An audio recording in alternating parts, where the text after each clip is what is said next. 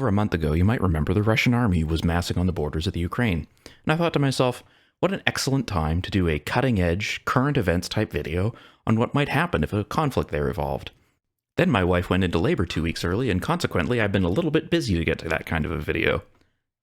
Since then, incidentally, while suffering from sleep deprivation, I've had an opportunity to somewhat rethink and redo my approach to the video, as obviously it's not as cutting edge anymore and not that useful to you for me to explain what might happen in the event of a war between Ukraine and Russia. So in an attempt to create something unique and interesting among the absolute torrent of Ukraine hot take videos, it occurred to me that there's a basic problem with the way that this war, and in fact pretty much every war, is analyzed in media, on the internet, in your bog standard YouTube video.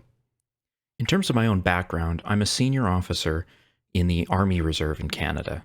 Now, the term senior officer probably doesn't mean what you're thinking.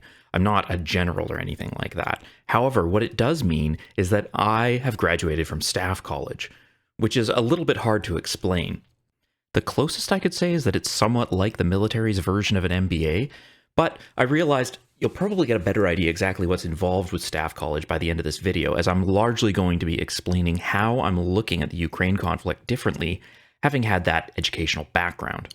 The main thing I think that my experience from Staff College has done is that it's made me pretty much disregard 90% of what I see on media and on the internet when it comes to coverage of war. Here's the basic problem. About half the videos deal with what you might call the tactical level of war. This goes everything from the individual level where, is it good to have this sidearm? What do you think of this sighting system? What kind of tank is better? That sort of thing, up to, small unit tactics, up to dealing with companies and battalions, exact emplacements. Really, this is something that most people who are veterans have decent experience to talk about. This kind of video has a lot of garbage hot takes, though, that comes from people who take video games really too seriously. Or, just some people who are complete idiots. The second type of video looks at what's called the strategic level of war. These are questions like, should Hitler have invaded the Soviet Union? Or, did Germany lose the Battle of Britain before it even started due to the disparities in fighter production? Imagine someone gesticulating at a map, making broad, sweeping statements about push left, push right, that sort of thing. In terms of Ukraine videos, I've seen a couple of these that are quite good looking at things like pipelines. But again, a large percentage of these kind of videos are frankly garbage. What's missing from both of these types of videos is an understanding of the operational level of war. The operational level of war is how you turn a series of strategic goals, like conquer France, into accomplishable, viable tactical tasks, like seizing a hill. Anyone who has a good Staff College education will tell you that 90% of winning or losing wars happens at the operational level. It's also the area that's the least discussed by more popular histories of war. Typically, the closest you get to an understanding of this dynamic is the phrase, amateurs talk tactics, professionals talk logistics. This kind of gets to the point and kind of misses it. So before I can really explain to you the dynamics that I see in the Ukraine conflict, I have to explain how you look at the operational level of war with regards to invading a country.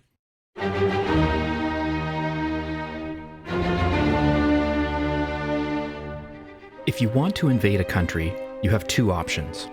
You can destroy your opponent's military and ability to make war, or you can maneuver to capture key areas that make it impossible for the warfare to continue.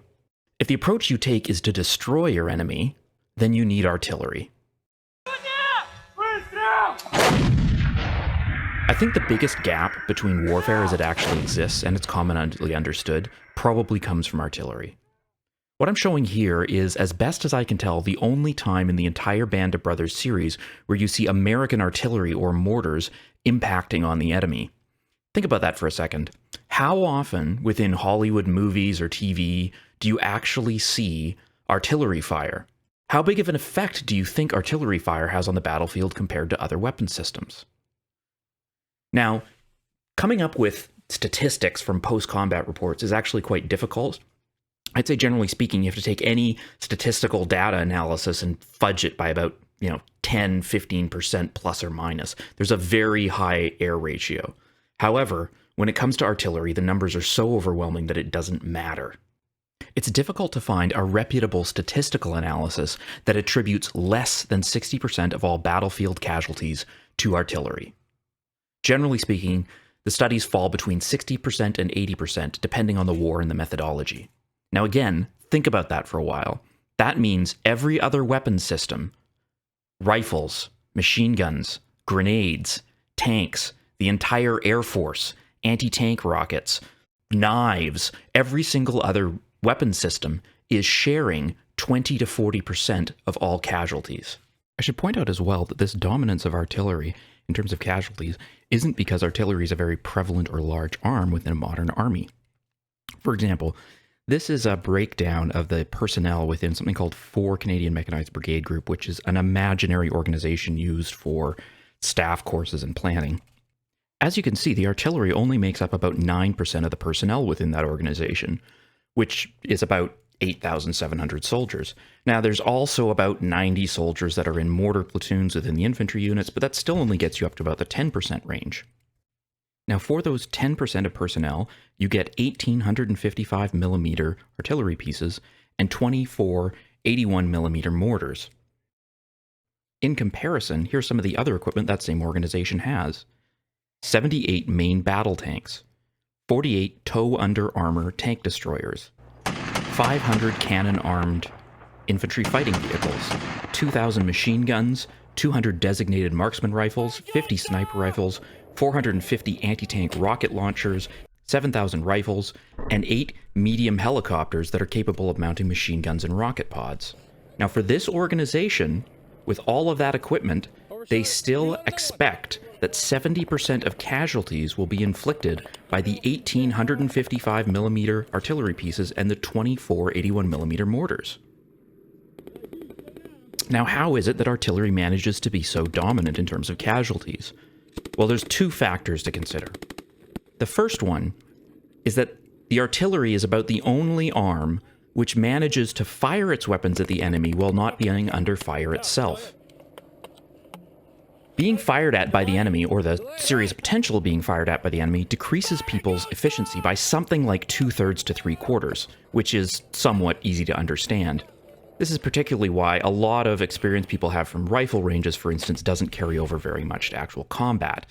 It's also why you see that, for instance, statistics that comes from when police have to use their firearms shows that it's absolutely nothing even approaching the way that they would have qualified on the range. The other major factor has to do with what's called airburst. Now, airburst was a technology that was developed near the end of World War II, first used by the US Army during the Battle of the Bulge. It uses a small radar set to detonate the shell when it's a set height usually around 20 meters above the ground. The effect of this is to something like triple the lethality over previous shells that would detonate when they impacted on the ground. This diagram shows that the lethal diameter for a 105 millimeter artillery shell against soft targets is 100 meters. Now, when these guns would fire, they typically do so in a battery of 6 guns that fire in a star pattern. This creates a lethal diameter of 300 meters. For context, the 105 millimeter is the smallest caliber of artillery piece used by modern armies. The 155 millimeter gun has a kill diameter closer to about 150 meters. Up at the divisional and the corps level, they have even larger guns of 203 millimeters and larger. Divisional and corps artillery also includes multiple launch rocket systems. They're capable of firing up to 70 kilometers into the enemy's rear area and blanketing a grid square with shrapnel effects. In other words, you can select a 1 square kilometer area in the map where it's highly likely that any enemy not in an armored vehicle or dug in deep will be killed. For reference, this is what an MLRS impact looks like.